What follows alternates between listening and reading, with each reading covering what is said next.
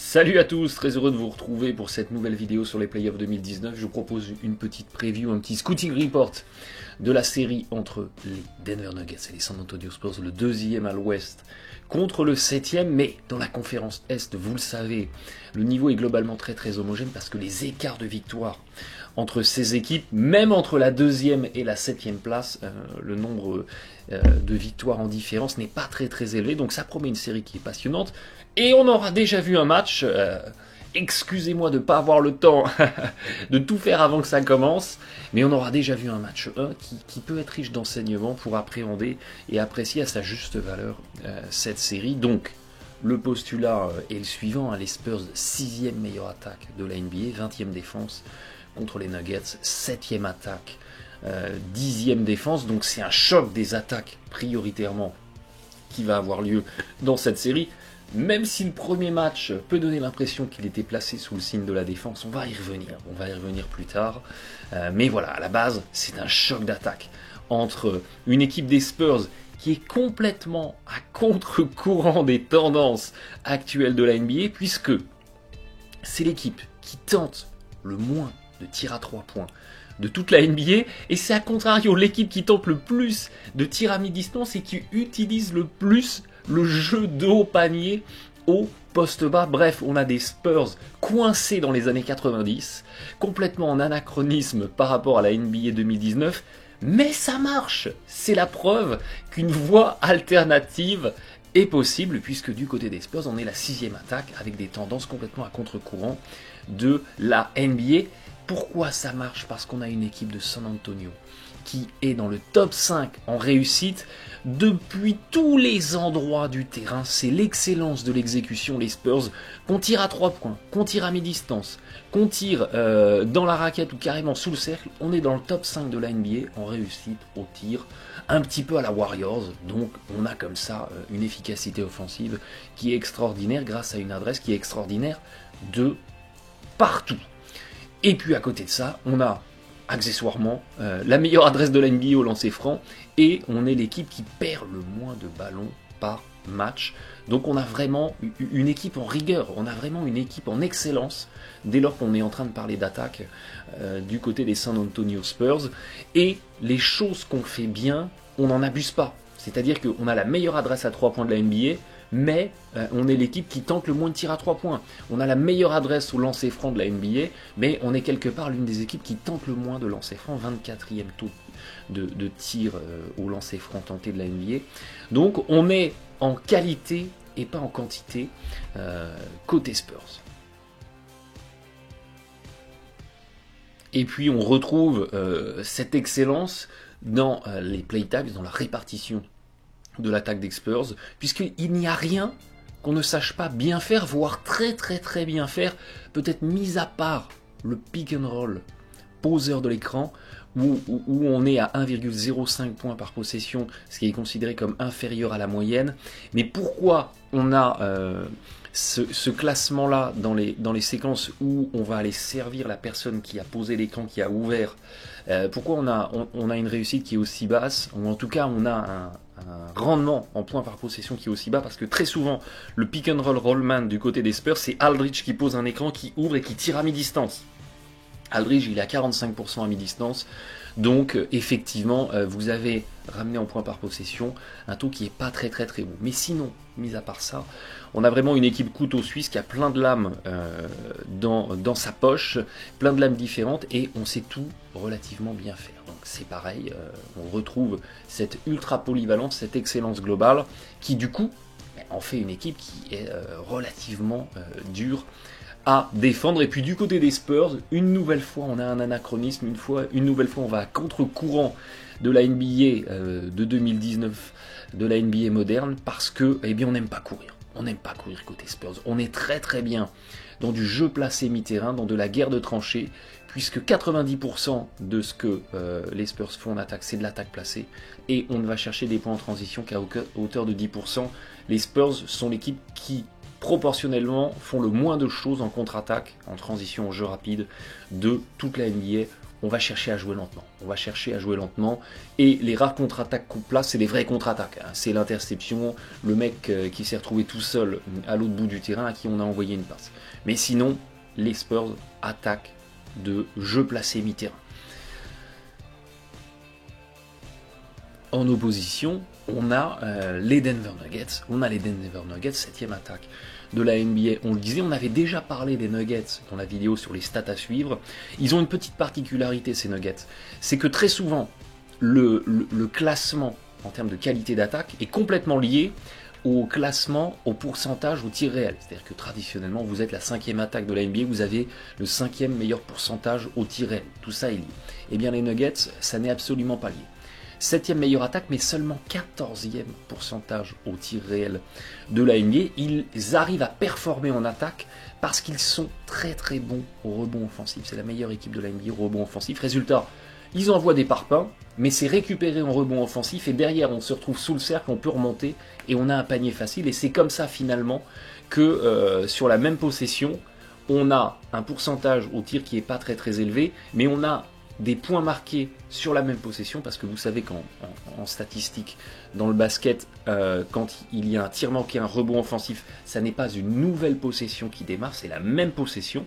Donc vous pouvez rater 3-4 tirs, prendre 3-4 rebonds offensifs, vous vous retrouvez à 20-25% au tir, mais vous repartez avec 2 points, voire 3 points sur la même possession. Donc voilà d'où vient ce décalage. Donc quelque part, avoir aussi ça en tête, les Nuggets, pour performer, ils ont besoin de dominer au rebond offensif. Une équipe des Nuggets que vous avez éteint au rebond, c'est une équipe qui n'a pas ses paniers en deuxième intention et qui derrière, elle reste en adresse moyenne, mais le rendement offensif s'écroule un petit peu.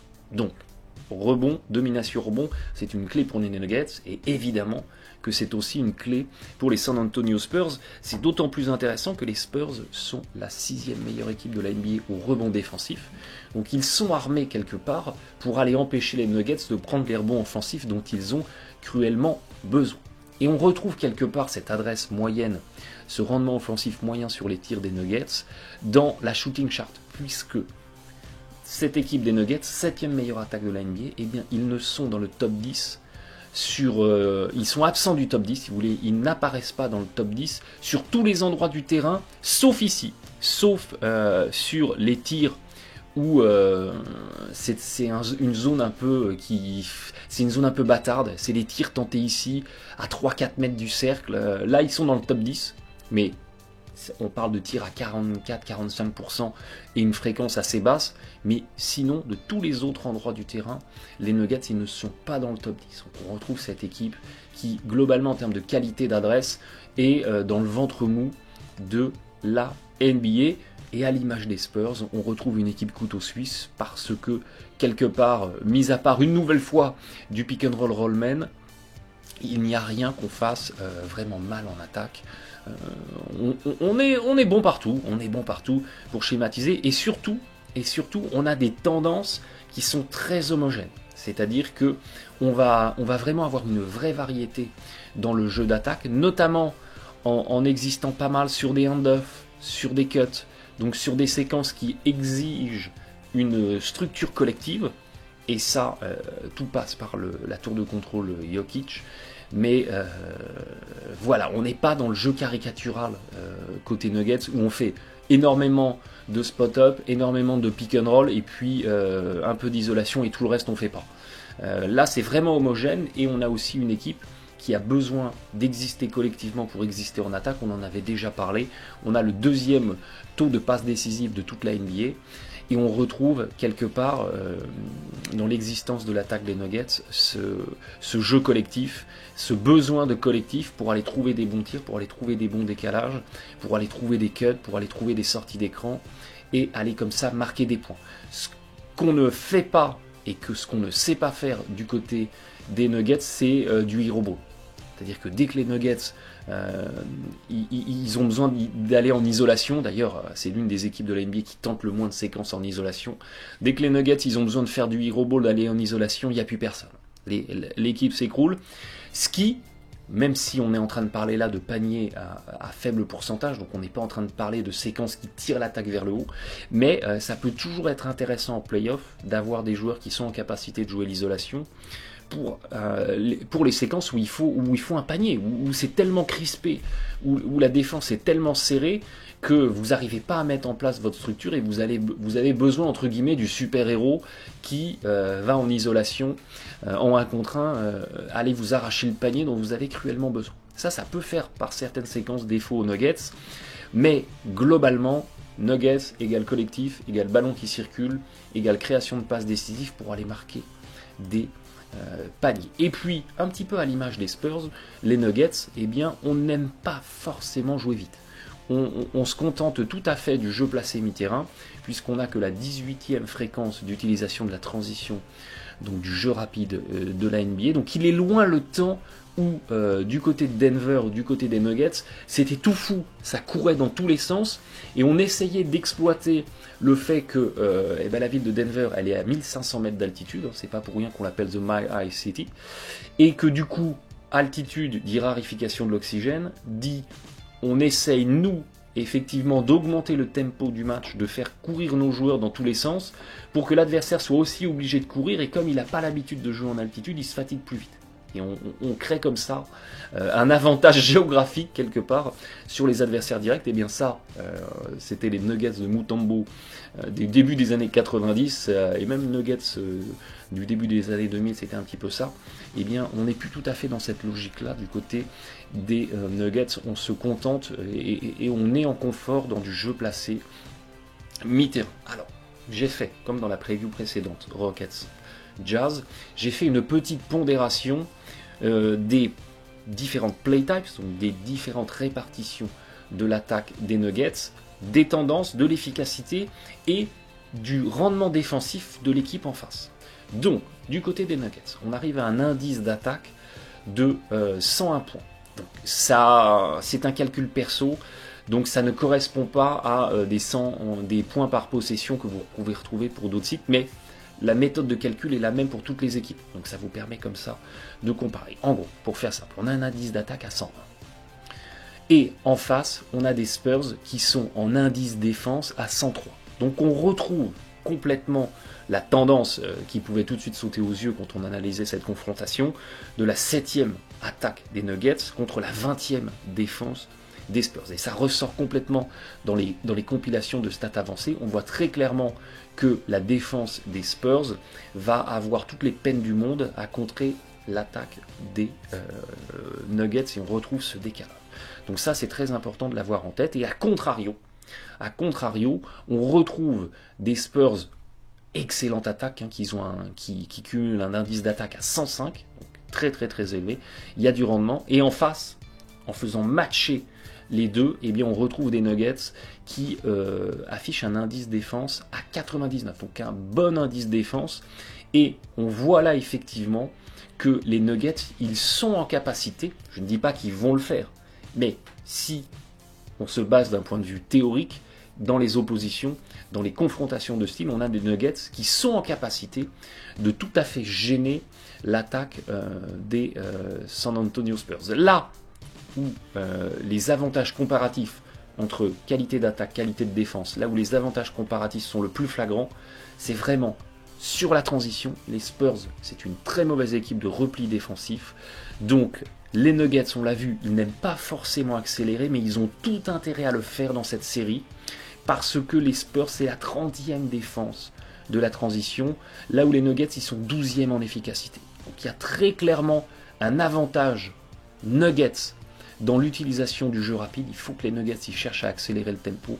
Dès qu'il y a une perte de balle, un stop défensif, un rebond long, il faut chercher à accélérer. Les Spurs n'aiment pas ça. Vous me direz, la complexité, c'est d'aller faire provoquer des pertes de balles aux Spurs. Équipe, on l'a vu en introduction, qui perd le moins de ballons de la NBA. Et pourtant, toutes ces pertes de balles forcées, tous ces ballons volés, toutes ces opportunités d'accélérer, il faut que les Nuggets les exploitent parce qu'il y a un avantage comparatif là-dessus. C'est indéniable. Et ce qui est fascinant, c'est que l'inverse est vrai aussi. Les Nuggets, eh bien, c'est pas une très bonne équipe de repli défensif. Et les Spurs, on l'a vu, n'aiment pas accélérer, et pourtant quand ils accélèrent, eh bien, ils sont en efficacité, un 13e rendement de la NBA. Il y a aussi là un avantage comparatif, attaque Spurs versus défense Nuggets. Donc, si les deux équipes se font un peu violence et cherchent à courir, cherchent à accélérer, eh bien, il y a de très très fortes chances qu'ils mettent en défaut les défenses adverses. Donc, il y a peut-être quelque chose ici à exploiter. Quand on regarde en tout cas la vision globale des oppositions attaque-défense, on a dit ici à gauche l'attaque des Spurs contre la défense des Nuggets, et ici à droite l'attaque des Nuggets contre la défense des Spurs. Et bien effectivement on retrouve cette défense des Nuggets qui va être en capacité de tenir l'attaque des Spurs. Globalement, c'est solide, on l'a vu sur la transition, il y a un vrai décalage. Sur le jeu au poste bas, sur le post-up, il y a aussi un vrai décalage. Il y a quelque chose à jouer, c'est un petit peu moins marqué, parce qu'on est en train de parler de séquences qui sont un petit peu moins rémunératrices, les post-up, et que les Spurs utilisent pas non plus énormément. Ça pèse beaucoup dans leur jeu, mais pas non plus énormément. Mais il y a aussi là, effectivement, quelque chose à jouer. Mais globalement, la défense des Nuggets, elle tient. Elle tient. Les Spurs, on l'a vu, extraordinaire équipe d'adresse, mais les Nuggets, très bonne défense de contestation des tirs extérieurs. Donc globalement, tout ça, ça tient. Les Nuggets sont notamment la meilleure défense pour la contestation des tirs à 3 points adverses. Et puis à contrario, on retrouve effectivement une attaque des Nuggets qui, d'une vision comme ça très rapide, et en domination comme ça sur la défense des Spurs. Dans beaucoup de compartiments, on retrouve la domination sur la transition que je vous ai expliqué, mais globalement voilà, on a, et c'est pas une surprise, on a une domination attaque Nuggets versus défense Spurs, parce que l'écart de niveau entre les deux est vraiment marqué. Et ce qui est toujours intéressant quand vous avez deux équipes d'attaque qui se font face sur une série de playoffs, c'est très souvent la première équipe qui arrive à arracher des stops défensifs qui s'impose. C'est-à-dire que on peut s'attendre à des orgies offensives, des matchs en 135 à 140, et où c'est finalement celui qui a été encore plus en insolence offensive que l'autre qui s'impose. On pourrait s'attendre à ça, mais très souvent dans des confrontations d'équipes d'attaque, c'est le premier qui arrive à arracher un stop qui l'emporte. Et c'est pour ça qu'il faut s'attendre sur cette série à voir effectivement des victoires qui se dessinent dans un scénario où l'équipe qui s'incline est en maladresse. Vous allez me dire, Blight, effectivement, tu es en train d'inventer l'eau tiède. S'il y en a un plus maladroit que l'autre, il s'incline. Mais ce que je veux vous dire, c'est que l'équipe qui réussit à bien défendre, eh bien, prend le pas plutôt que sur l'équipe qui arriverait à bien attaquer. Autrement dit, comme je le dis toujours, il n'y a que deux scénarios de victoire possibles dans le basket. C'est soit vous mettez plus de points que l'adversaire, soit vous en encaissez moins que l'adversaire. Une question de philosophie, c'est comme le verre à moitié plein ou à moitié vide.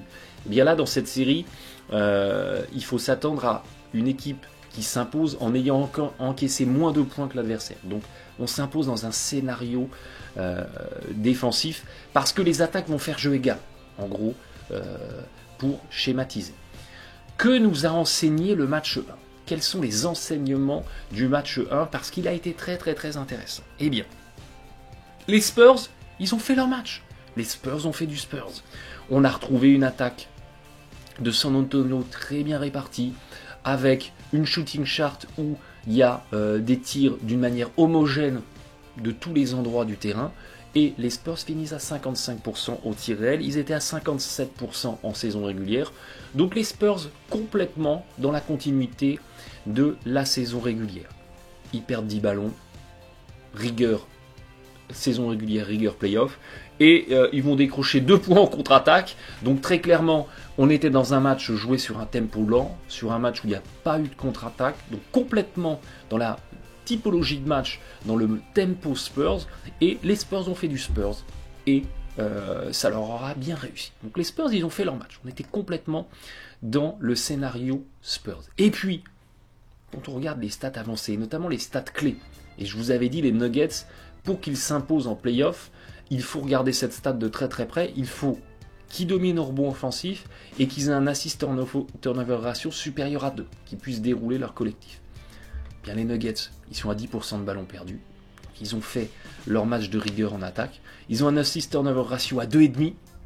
Donc le jeu collectif, ça a tourné, on a fait circuler, on a créé des passes décisives pour des paniers qui sont allés, pour des coéquipiers qui sont allés mettre des paniers clés en main. On n'a pas eu besoin du hero ball de l'isolation.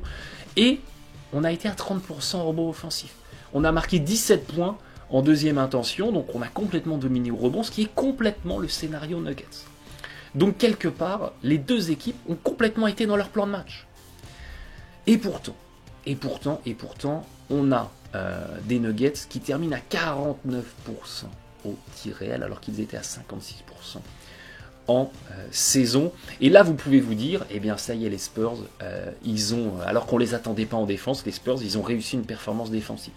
Ils ont réussi à arracher des stops, et c'est ça qui a fait la différence. Eh bien, ce postulat est en trompe-l'œil. Je vais vous expliquer pourquoi les Spurs ont fait du Spurs en attaquant très bien et en défendant moyennement. Ils ont laissé plein de tirs complètement ouverts aux Nuggets, sauf que les Nuggets, ils n'ont pas réussi à concrétiser ces tirs ouverts. Et parallèlement à ça, les Nuggets, 0 panier, 0 point marqué en contre-attaque dans ce match 1.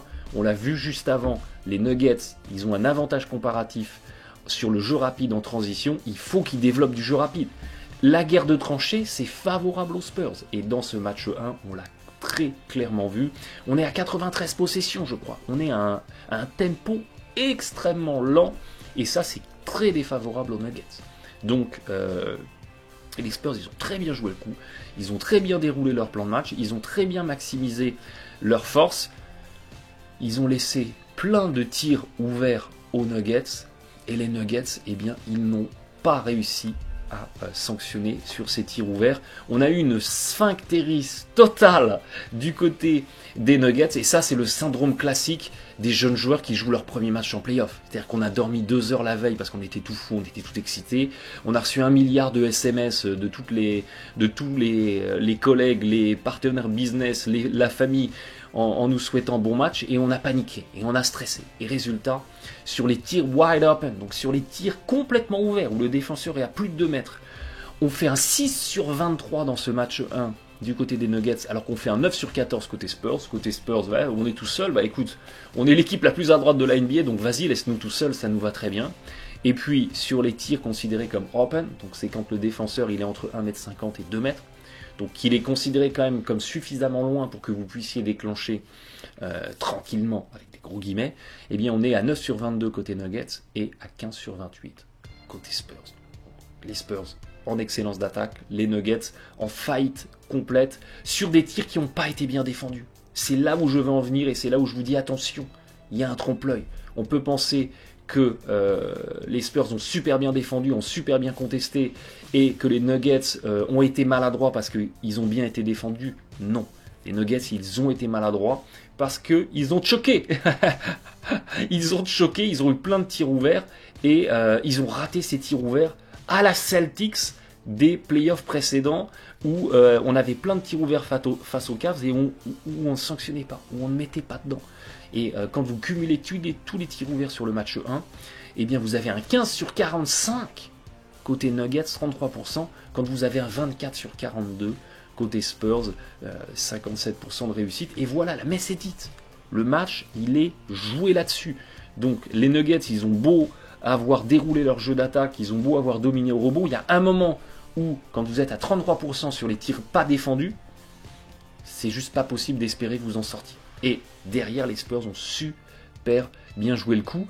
Et pour moi, le tir de la gagne, le tir du match, entre guillemets, eh bien, il résume tout ce qui s'est passé dans ce match 1. Parce que regardez, à 10 secondes de la fin, les Nuggets sont à -1. Et regardez le tir qu'a Jamal Murray dans la dernière possession potentiellement du match pour les Nuggets. Il a un tir absolument ouvert au poste. Donc, quand vous allez lire dans la presse, parce que je sens qu'on va le lire, j'ai pas encore parcouru, mais quand vous allez lire dans la presse que les Spurs, ils ont super bien défendu dans le match 1, eh bien, envoyez cette capture d'écran à la personne qui a écrit l'article, en lui disant, mais ça, c'est la dernière possession du match qui potentiellement peut permettre aux Nuggets de s'imposer. Donc, quand vous avez des Spurs qui défendent comme ça sur le dernier ballon du match, vous comprenez effectivement qu'ils n'ont pas été malchanceux de voir les Nuggets à ce point être maladroits sur les tirs ouverts, parce qu'un tir au poste comme ça, non défendu, je n'ai pas le pourcentage de réussite en tête, mais on doit être à 60-70%. Les Nuggets sont choqués. Les Nuggets sont choqués, ce qui est quelque part un syndrome classique de la jeune équipe qui arrive en play-off. Donc ça n'est absolument pas non plus alarmant. Et ils ont choqué à l'image de Jamal Murray. 4 sur 15 dans ce match 1 sur les tirs non contestés. Celui-ci inclus. Donc les Nuggets, effectivement, il n'y a rien d'alarmant. Les Spurs ont super bien joué le coup. C'est une très bonne opération pour San Antonio parce que mission accomplie. Dans une série de playoffs, vous n'avez pas l'avantage du terrain. L'objectif pour vous, c'est d'aller prendre un des 2 premiers matchs à l'extérieur. Et c'est une très bonne opération pour les Spurs parce que les Nuggets, eh bien, c'était le meilleur bilan à domicile de toute la conférence Ouest. Et les Spurs, le pire bilan à l'extérieur de toute la conférence Ouest. On parle là des équipes qualifiées en playoff. Donc les Spurs savent très bien que s'ils veulent gagner la série, il faut au moins aller gagner une fois à l'extérieur. Le postulat paraissait très très très compliqué. Eh bien, ils l'ont fait. Ils l'ont fait. Merci le choke des Nuggets. Et derrière, eh bien, maintenant tout est possible. Tout est possible. Mais d'un autre côté, vous vous dites, ok, les Nuggets, ils perdent le match quasiment au buzzer, pour schématiser. Dans un scénario où finalement, ils ont réussi à dominer au rebond, où ils ont réussi à dérouler leur jeu d'attaque, où ils ont eu plein de tirs complètement ouverts, mais tirs qui n'ont pas sanctionné. Quelle est la probabilité que sur le match 2 et sur les matchs suivants, les Nuggets soient encore à 33% au tir sur les tirs complètement ouverts? Cette probabilité-là, elle est très très très faible. Donc c'est ce qui va rassurer l'équipe de Nuggets et les fans de Denver, parce qu'ils vont se dire, on a fait un match catastrophique en adresse et on perd d'une possession. Donc il suffit juste qu'on soit moyen, on n'est même pas en train de parler d'être bon sur les tirs ouverts, il suffit qu'on soit moyen sur les tirs ouverts et on met 10 points en Spurs. Donc effectivement, côté Nuggets, on n'a pas à être inquiet. Le postulat reste toujours celui d'une défense des Spurs qui, si San Antonio veut avoir des chances dans cette série, doit effectivement rehausser son niveau pour essayer d'enrayer l'attaque des Nuggets, sans compter sur un choc de l'adversaire. Et puis évidemment, l'inverse est aussi vrai pour les Nuggets, des Spurs qui finissent tranquillement à 55% au tir réel. C'est un postulat qui n'est pas possible si on veut espérer aller loin en play-off. Il faut que la défense parle et il faut qu'on arrive à faire parler la défense tout en ayant un rendement offensif qui est quand même la force numéro 1 de cette équipe des Nuggets, qui soit au rendez-vous, ce qui n'a clairement pas été le cas sur ce match 1. Cette série va être très très très intéressante à suivre parce que maintenant, eh bien, les Nuggets, ils doivent aller gagner un match à l'extérieur, chose qu'ils n'aiment pas forcément faire ou qu'ils n'ont pas fait avec grande réussite durant la saison régulière. Mais je ne suis pas inquiet pour eux parce que il y a vraiment eu une faille d'adresse dans ce match 1 et il n'y a pas de cause réelle et sérieuse d'imaginer que cette faille d'adresse, à moins d'une faille psychologique globale de l'équipe, il n'y a pas de raison d'imaginer que cette faille d'adresse, elle dure dans le temps. Donc la série va être passionnante, on a eu du beau jeu, on a des équipes qui sont des vrais collectifs, on a vu la défense des Nuggets bien défendre sur DeRozan et LaMarcus Aldridge qui finissent, j'ai pas le pourcentage en tête, mais qui finissent avec des pourcentages d'attaque très très bas. Pourcentage très bas, là c'est à contrario du constat Nuggets, parce que la défense a bien été en place sur eux, parce que sur les isolations, sur les post-up, on les a très très bien gênés, et ils ont été obligés de prendre des tirs compliqués. Donc on a bien défendu sur les superstars des Spurs côté Nuggets. L'inverse est un petit peu moins vrai côté Spurs. C'est une faillite d'adresse qui détermine le destin du match 1. On suivra ça de très près. Merci de votre fidélité. Bon playoff à tous.